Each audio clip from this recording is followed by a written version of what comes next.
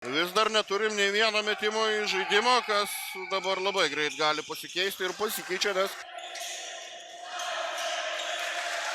atkarpą jau žaidžia Snaiperio komanda.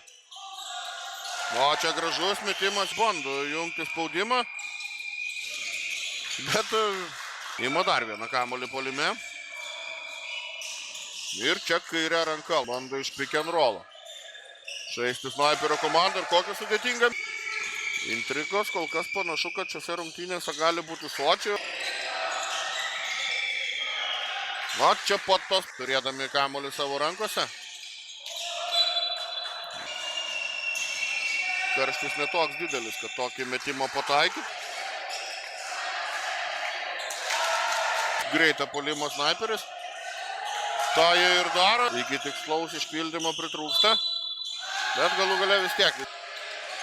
Pusę minutės iki didžiosios pertraukos. Čia tu turbūt juokauji. Paskutinė kėlinio ataka dabar jau priklauso Tauragės. Kai saugoja kamuolį savo rankose, na čia arbitrai... Laucis, kokį stogą dabar lyginti rezultatą. Rekašius, kaip dabar crossoverių palieka už nugaros. Rekašius išlaiko kamuolį savo rankose, bet čia jau visiška automagistralė jam. Tai jie randa ten kaip nusimesti kamuolį. Nėra pražangos, yra 2 taškai. Netaikliai atkovotas kamuolys puolime, 2 taškai. Šį kartą kairę pusę. Geras perdavimas po krepšiu šiose rungtynėse.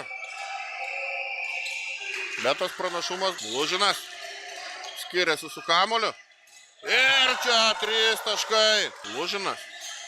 Vėl ten randa Vervečką. Ir čia sudėtingas atsarginių žaidėjų suolą. 4 sekundės Tauragės atakai. 3 taškai. Česna. Lentos. Rekašius. O čia po pick and rollo 2 taškai leidžia mestis.